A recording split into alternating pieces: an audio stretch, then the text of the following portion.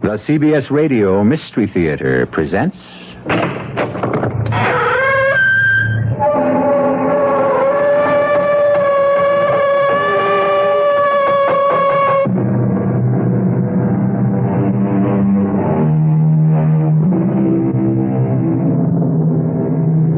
Come in. Welcome. I'm E.G. Marshall.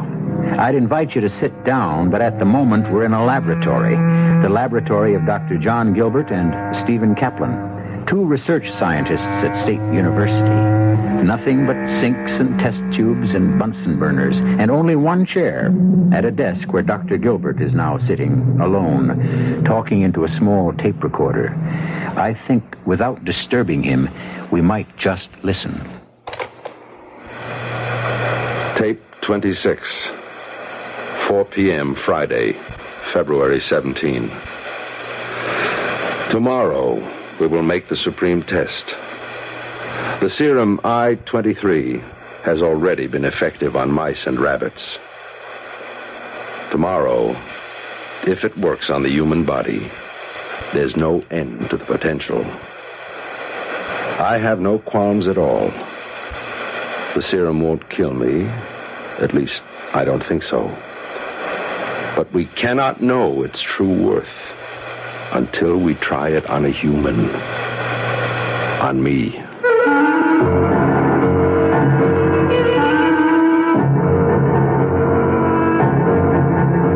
Our mystery drama, I Thought I Saw a Shadow, was written especially for the Mystery Theater by Bob Juhren and stars Nat Polen. I'll be back shortly with Act One.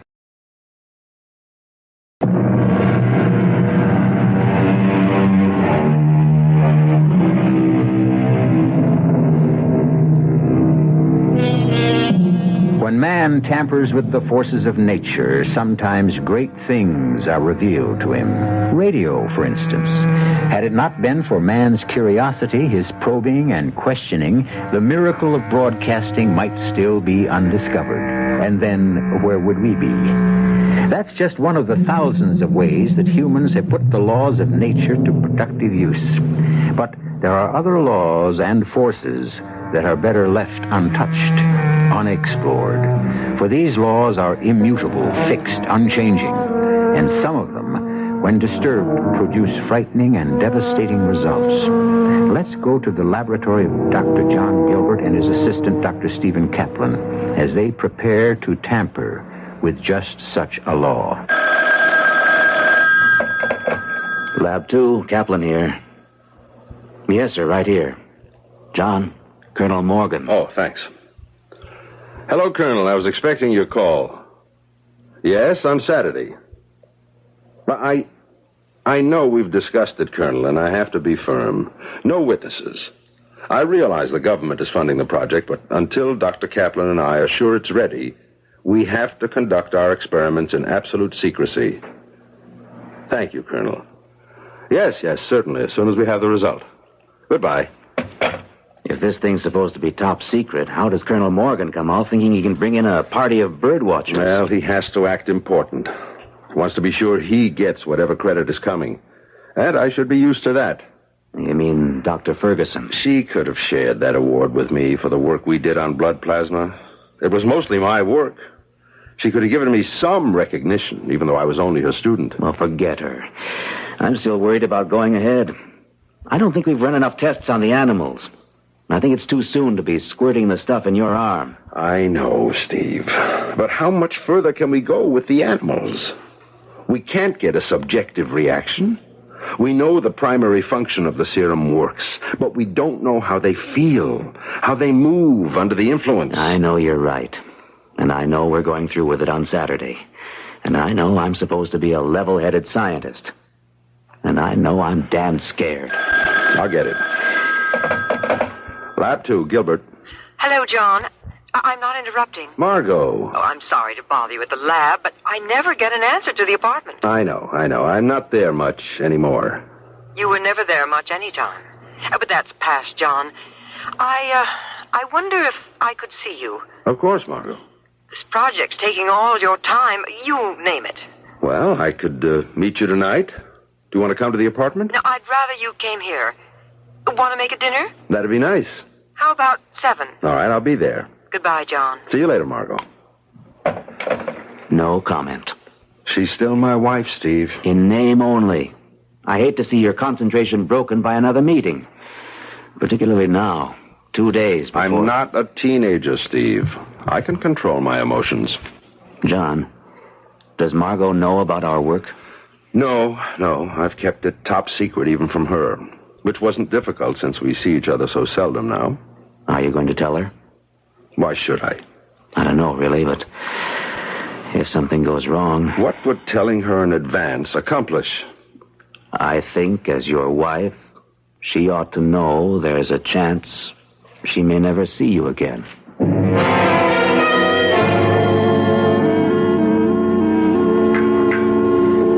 More coffee, John? No, thanks, Margot. I'd rather get down to some serious talk. Okay. Well, we've been through the wine, the candlelight, and the steak.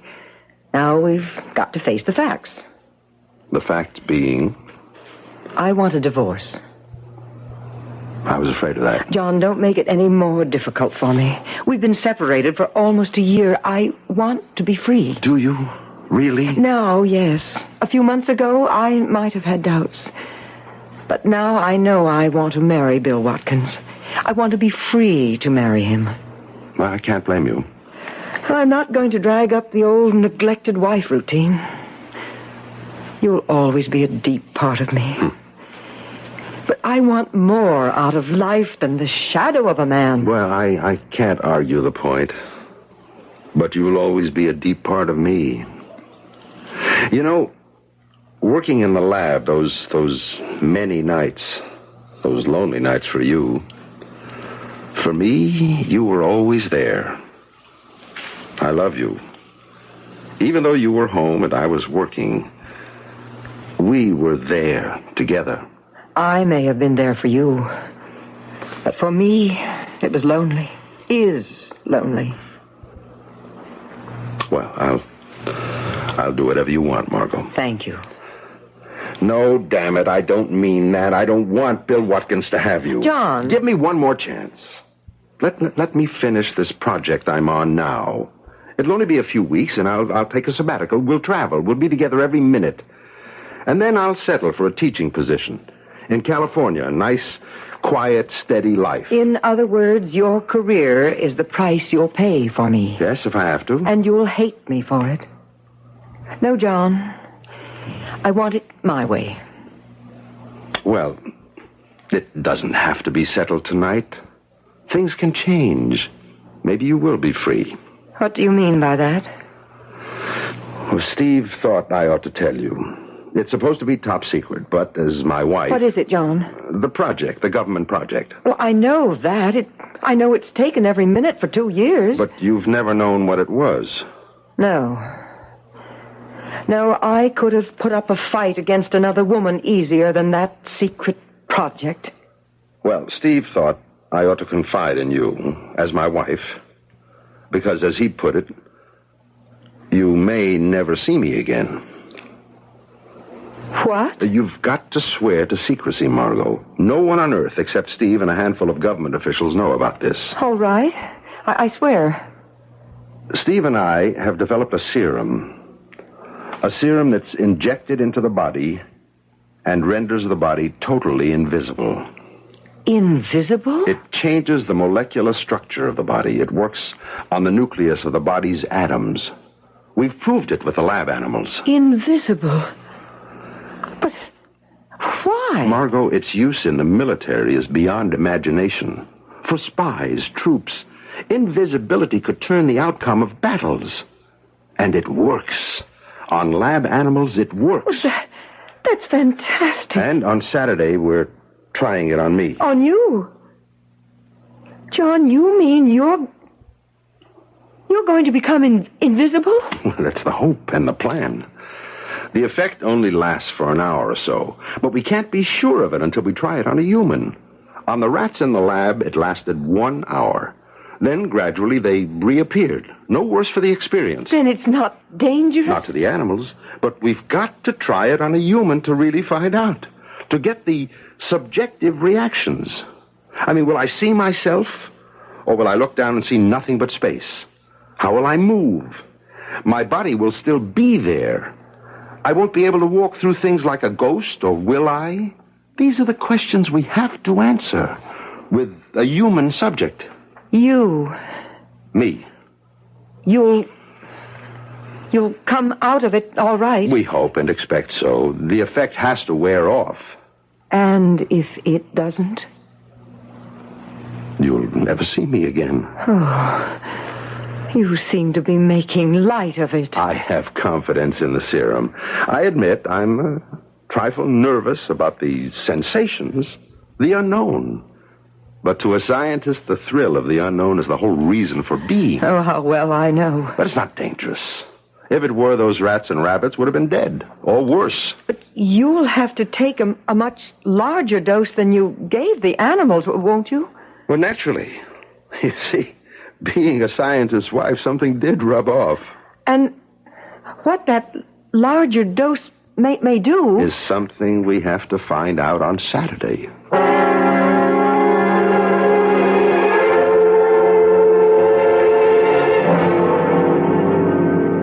Are you ready, John? Yes. Now, you're sure you... I'm sure, Steve. We've worked for 2 years for this minute. All right. Oh, damn it. Let it ring. I can't. Lab 2. Steve, can I talk to John? Oh, it's Margot. All right. Margot? Oh, John, I had to call. Are you all right? We haven't started. You called at a very awkward time. Oh, I'm sorry, but I simply can't stop thinking. I understand. But you'll have to let me call you later. If you're able to. I will. Please, Margot, I can't talk now. Oh, all right. Call me later. Go ahead. Okay. It's a large dose. At least 30 seconds to empty the syringe. Feel anything? Not yet. I'm going to slow down on the pressure a second. Why? Let your body absorb what it's got already. I don't feel a thing. Maybe I'm not supposed to. You don't look any different either. It's too early to tell. Maybe the dose we planned isn't big enough. Start the tape recorder. I have now absorbed 200 cc of the serum I-23. The 23rd formula, which Dr. Kaplan and I feel to be the effective limit for invisibility. I have no sensation. 20 seconds have passed since the beginning of the injection. In our experiments with mice, invisibility began within the first 10 seconds and was complete by 30. Taking into account the difference in size and body tissue, I should begin to disappear within 2 minutes, and complete invisibility should be effected in 5. 40 seconds have passed. The syringe is empty. Feel any different? Our proportions couldn't have been that much off. It's not likely. But everything's still an X factor. The dosage must have been too small. We don't know that yet. All right. We'll wait 15 minutes.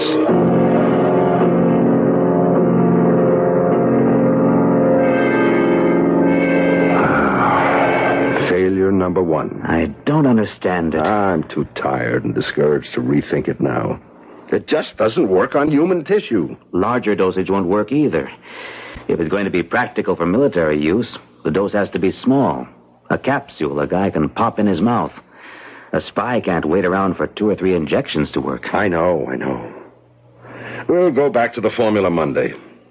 I'm going to forget it for 48 hours. What time is it? 4:10. All right, I'm going out and have the biggest martini I can find. How about you? I'll take 2. You know, the nitrogen element may be too low. I don't think so. The balance was 80-20, nitrogen over phosphate. More likely it... John. Stop a second. What's the matter? Look. On the pavement ahead of us. What? The sun's behind us. Look at my shadow. So? In front of you, there is no shadow. You're right. Your body isn't casting any shadow at all.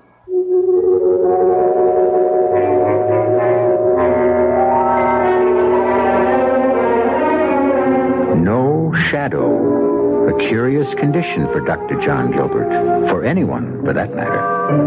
After all, one's shadow is a very personal thing. It's yours alone. And to be without one, well, it's unnerving, to say the least. Thank goodness I still have mine.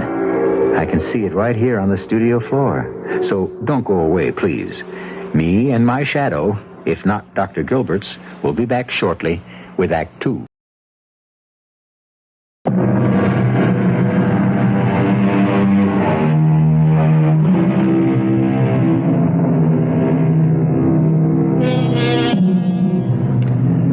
man without a shadow.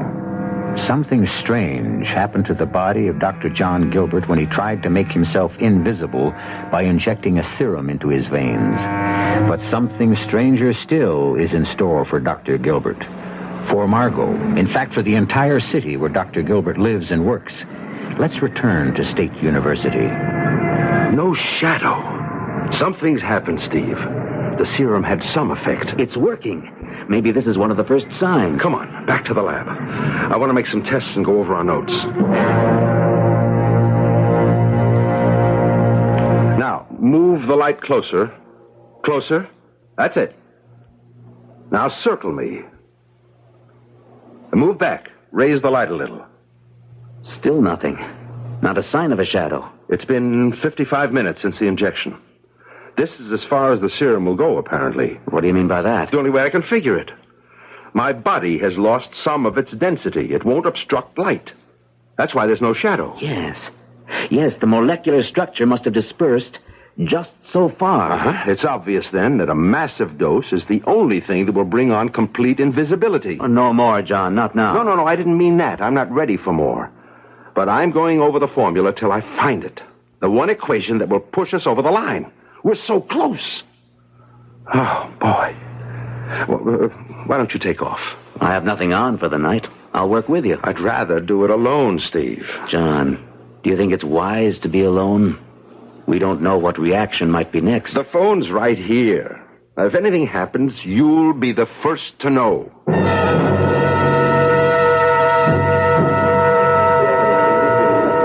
You're not hiding it very well, Margot. I know, Bill.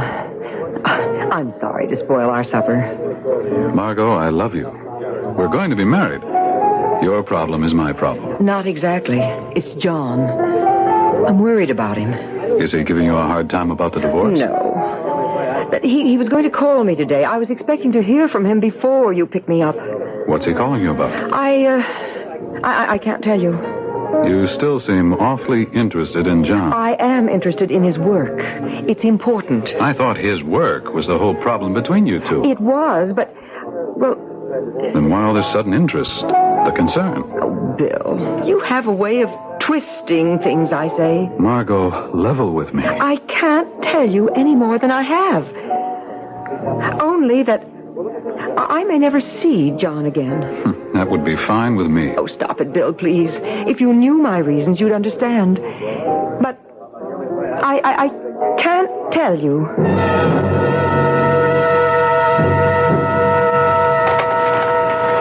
I feel no physical sensation at all. No dizziness. No apparent lessening of muscle tone or tissue structure. No loss of weight. Just loss of shadow. Oh. This will be the last entry for this date. Saturday, February 18. I will resume tomorrow when... Steve? Steve, is that you? Steve? Who's there? I could swear someone came into the lab. New item. It's 10:05 p.m. I have a distinct feeling someone has entered the lab. There was no sound, just this feeling. I will continue taping in case this may prove helpful if anything happens. I know I am not alone. Who's there? Answer me! I can see a shadow. I know someone's there. Shadow is moving from the outer hall. In a second, I'll know who it is. There's nothing but a shadow. A man's shadow moving into the lab. It glides across the floor now, not toward me, toward the wall. Within all reason, this can't be. But it is happening. Now it moves along the wall and stops. It hangs there on the wall, waiting. The shadow of a man. Now I know with all certainty that shadow on the wall is mine. How still it hangs there, waiting for the last of the serum to wear off. But now it moves again, moves with a will of its own, slowly across the wall toward the window. There, it pauses by the window, and now disappears into the night.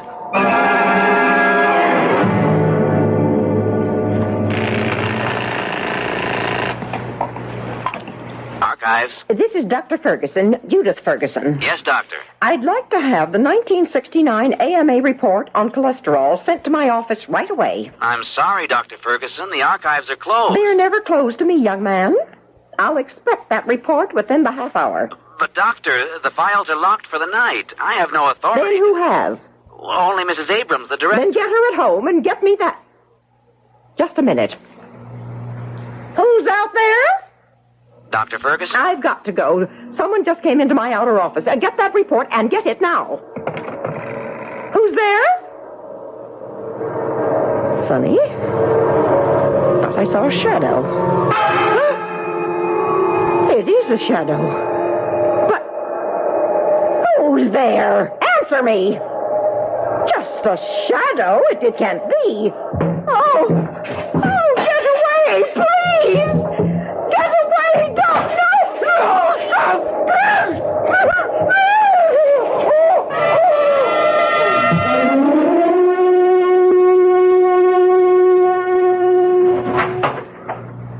John? Huh? Oh, Steve. You've been here all night. What time is it? 9 a.m. Oh. John, are you all right? Yes, I think so. I can't seem to remember. Oh, yes. Yes, Steve. Something's happened. It sure has. Dr. Judith Ferguson was found dead in her office last night. Dr. Ferguson? It's on all the newscasts. Some clerk from the archives took a report to her office. Said Ferguson insisted on having it last night. He found her. Murder? They don't say. How awful. We'll hear all the lurid details soon enough. I'm more concerned about you. Any side effects through the night? No, it's funny. I can't seem to remember anything after you left me. I think I started to dictate, and I just don't remember. My mind's a blank. Why can't I remember? Another effect of the serum, perhaps. Maybe. Well, maybe the tape will tell us. I'll rewind, and then we'll find out what happened to me. That's strange. There should have been more than that. We'll play it. There are no physical sensations at all. No dizziness. No apparent lessening of muscle tone or tissue structure. Just loss of shadow. This will be the last entry for this date, February 18. I will resume tomorrow when... Well? There's more. There's got to be more. Well, that's all there is. You fell asleep. No, there's something... An impression, something more happened. But why isn't it on the tape? Why? You fell asleep. Why can't I remember? Why? Oh. Lab 2. Kaplan here. May I speak to Dr. Gilbert, please? Who's calling? Lieutenant Healy, 4th Precinct. Oh. The police, John. Police? Why? Hello? Dr. Gilbert, I'm Lieutenant Healy, 4th Precinct. I wonder if I could talk with you this morning. What's wrong? Margot? It's about a Dr. Judith Ferguson. Dr. Ferguson, oh, yes. My associate just told me. We're asking everyone who knew her to help if they can. I understand you're acquainted with her. Yes. Some time ago, I was a student in one of her classes. In about an hour, all right? At your lab. Yes, I'll be here. Thank you, Dr. Gilbert. What's up? He wants to talk to me about Judith. They're asking everyone who knew her. Well, you haven't seen her in how long? Well, I see her in the hospital now and then, but our work together was over 2 years ago. Oh, relax, John. You haven't got anything to worry about. You know Dr. Ferguson how long? Well, Lieutenant, we were actually associated for only a year. I was a graduate student in one of her classes. That was 2 years ago. We wouldn't single you out like this, Dr. Gilbert, but we're told you and Dr. Ferguson were involved in a successful medical project, one that Dr. Ferguson received an award for. Yes, on blood plasma. Well, after working that closely with Dr. Ferguson, can you remember any incident, any friend of hers, anything that might give us a clue to who'd want to kill her? Well, then, you do suspect murder. This was no accident. How was she killed, Lieutenant? Nothing's been said. We were keeping that quiet. She was suffocated. Apparently, a clerk from the hospital archives department took a report to her office. She didn't answer his knock, so he got the custodian to open the door. They found her. The office was locked from the inside?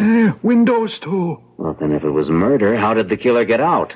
That's just one of the problems we've got with this case. Oh? There were no marks on the body, but the room was a shambles. She fought with someone. But we figure whoever tore that room apart has some marks on him. That's why we're talking to anyone we can find who knew her. Something will give the killer away. Well, thanks for your time, Doctor. I'll be in touch if we need any more from you. Thank you. Goodbye, Lieutenant. There was a time, I suppose, when I could easily have killed Judith Ferguson myself. My work, her acclaim. But I certainly wouldn't dream of it now. Come on, I'll buy you a drink. It's getting late. I'm so mixed up. These 2 days have been... Wait. What's the matter? Someone's come into the lab. I didn't hear anyone. No sound, no. But someone's here. Now I remember. Last night, I remember. I was alone. I thought it was you. What are you talking about, John? It's back. It's here in the lab, just like last night. John, stop this. There it is. Good Lord. What? Shh. It's my shadow. My shadow. Alive. And with a will of its own. You saw this last night? Yes. Now watch. It moves along the wall. So slowly. Silently. I can't believe I'm seeing this. I couldn't believe it either, Steve. There it goes, look. Along the wall. The drapes. Now, out the window. Just like last night. It's gone. Just like last night. It vanished at the window. And then... Dr. Ferguson. Ferguson? You don't think it was responsible for... It seems to have a will of its own. Steve, where is it going now?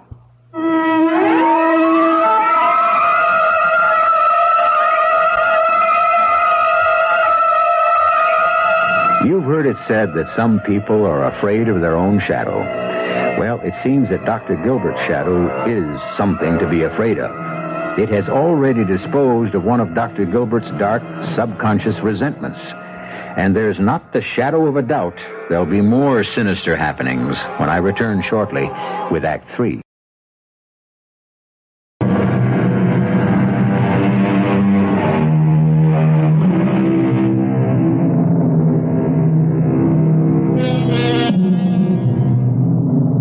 A shadow is on the loose.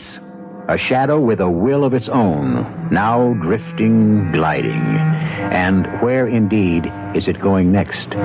What or whom is it after? Both Both John Gilbert and Steve Kaplan saw it pass through their lab.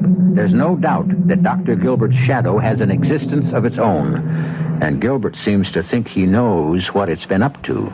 John, are you suggesting that this thing killed Judith Ferguson? I'm quite certain it did. That's impossible. The policeman said Judith died of suffocation. No marks on the body. A locked room. Does that sound like an ordinary murder? No, but why Dr. Ferguson? I don't know. Perhaps because I wished her dead at one time. I think we should notify this Lieutenant Healy. And tell him what? That we think a shadow is out killing people? Your shadow? He'll lock us up. Oh, I know. It does sound like nonsense.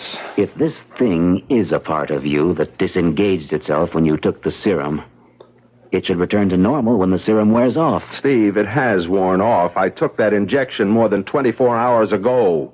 But that thing still exists. I'm still not sure I buy it, John. We don't know how long the serum might stay in your body. We found no trace of it in the mice after 4 hours. True, but their shadows didn't go wandering around either. Perhaps mice don't have resentful souls. Oh, you really sold yourself on the idea that some astral part of you killed Judith Ferguson. When the serum changed my molecular structure, who knows what it released? I am changed permanently. The serum wore off long ago. And that thing out there continues to exist.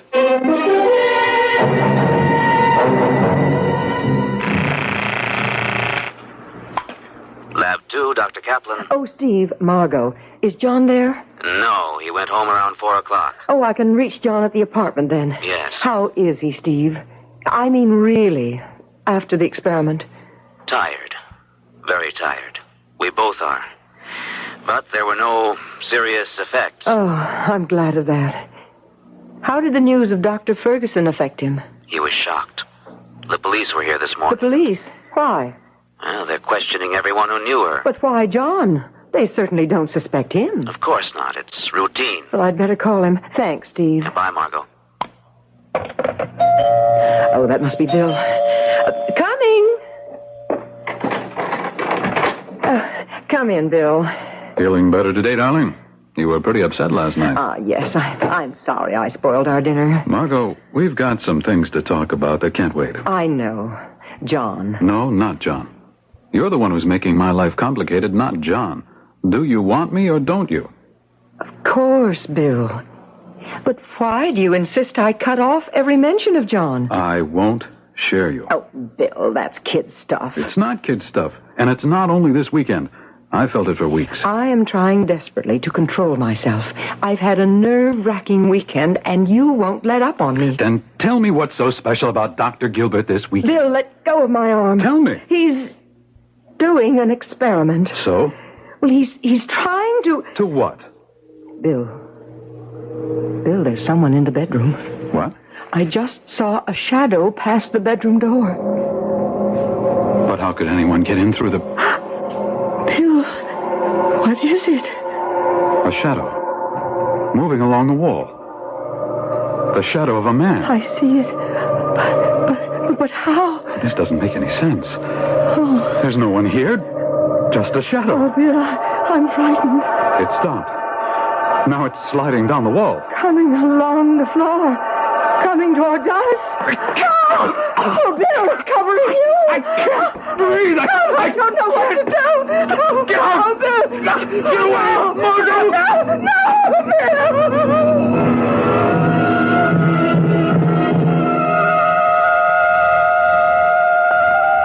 We haven't been able to get a word out of her, Dr. Gilbert. She's in deep shock. Then you don't know what happened in Margot's apartment. I'm hoping you'll be telling me. This smacks of more than coincidence, Dr. Gilbert. 2 people whose lives touched yours, dead within 24 hours of each other, and killed the same way. Are you ready to believe me? Ready? My shadow killed them both. I don't know who will be next. Now look, Dr. Gilbert, if you're going to make light of this, I'll be damn sure you're sorry. Oh, I'm not making light of anything. My shadow is loose, with a will of its own. Now, you may be an eminent scientist. Look at the floor, Lieutenant. Look! There's your shadow. Where's mine? Well, okay, I've read enough science fiction to believe it, but don't ask me to be putting out an all-points bulletin on your shadow.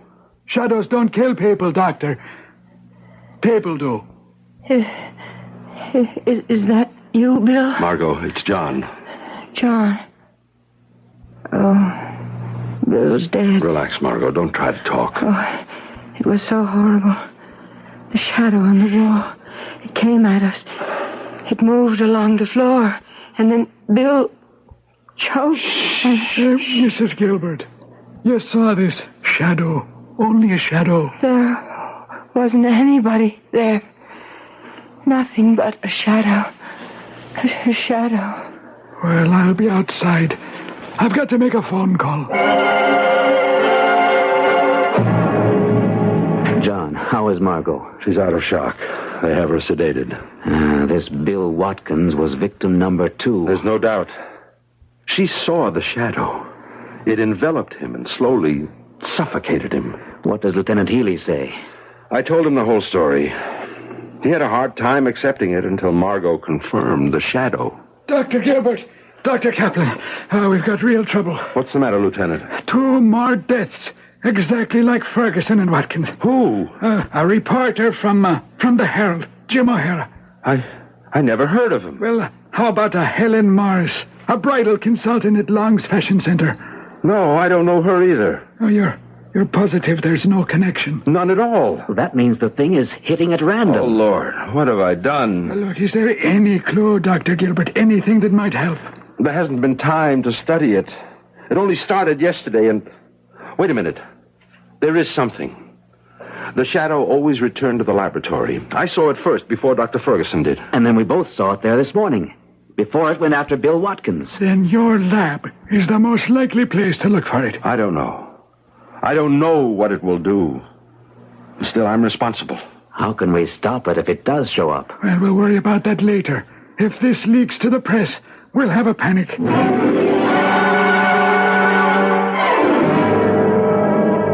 That's right, Captain. Dr. Gilbert thinks it will come back here to his lab. Well, I don't know. Wait a minute. The captain thinks he ought to send a cordon, surround the lab. You wanted to keep this quiet. No cordon's going to catch a shadow. Hello, Captain. The doctors think it'll attract too much attention. I agree. Oh, okay, we'll wait. And keep your line open. Well,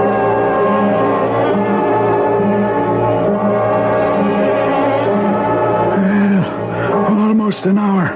9 o'clock. I wonder if we're driving it off waiting like this, Lieutenant. I think it'd be better if I were alone. No way. I'm going to be staying. Dr. Gilbert has a point, Lieutenant. Well, there's nothing any of us can do if it does appear. You can't shoot it, catch it. Why don't you leave me alone and see what happens? Well, maybe you know more about this then than I do. I'll go along. I'll be right downstairs, though. I'll wait with the lieutenant, John. Maybe this is between you and whatever it is. Your shadow. Yes. Yes, I think it is. I don't like leaving him alone. Neither do I, Lieutenant. But I don't know what else to do. If the shadow comes back, maybe he can deal with it. And it may not come back. It may keep on killing. Who knows what it's going to do? Who ever heard of anything like this before? I can't believe I'm staking out a shadow. We can wait in here. Faculty lounge. Well, I only wish I knew what we were waiting for.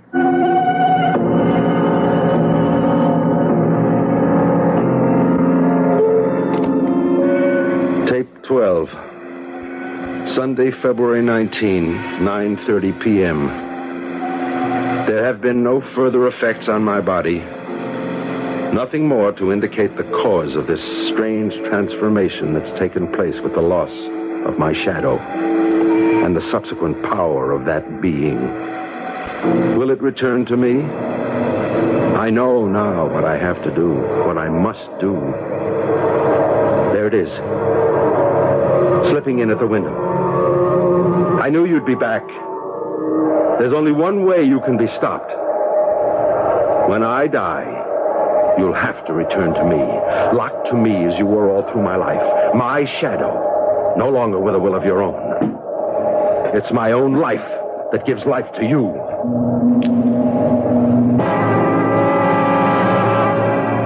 Almost 9:30. I think we ought to go back up.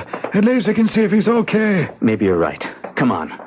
Yeah, no, I got my doubts about anything happening like this. That's John. I'm getting my gun ready. John! He may still be alive. John! Or let me get to the phone. Police emergency. Get me. He's dead. Never mind. The gun's still in his hand. He never fired a shot. And there's not a mark on him. The thing. Just like the others. We'll never know. Oh, John. What are you doing, Doctor? What I should have done long ago. Destroying the formula and everything about this fiendish project. The chemicals, the notebooks, even the tapes. I don't want to know anymore. I hated this thing from the start. I gotta call headquarters. That thing may still be on the loose. No, it isn't, Lieutenant. Look on the floor. Oh, yes, I see. Yeah. The shadow of a man slumped over in his chair. Do you have any doubt it's Gilbert's shadow? As still as he is.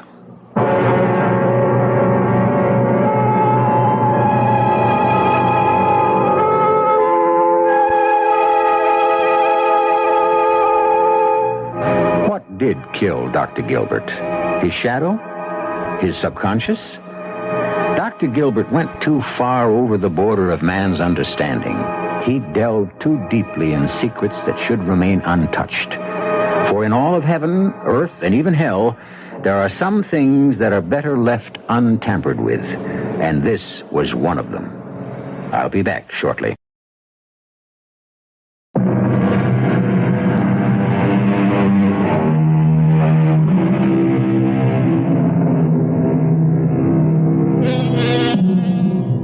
Stand up and take a good look at your shadow.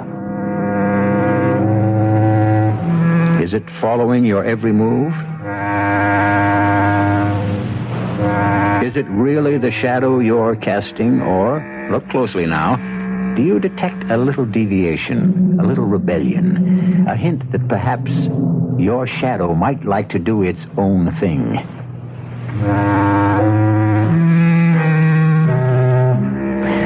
Maybe you'd better turn off the lights. That's the surest way I know of getting rid of shadows, wanted or otherwise.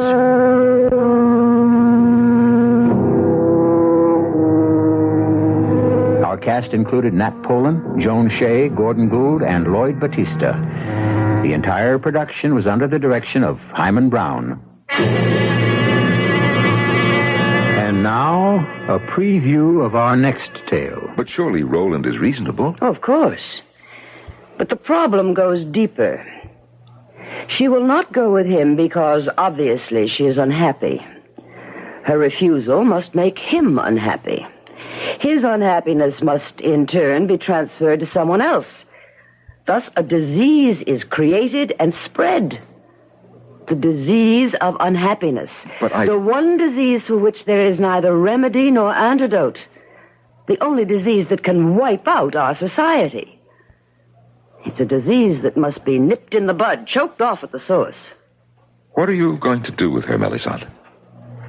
Well, surely you know the answer to that as well as I do. We shall have to cure her or kill her. This is E.G. Marshall inviting you to return to our Mystery Theater for another adventure in the macabre. Until next time, pleasant dreams.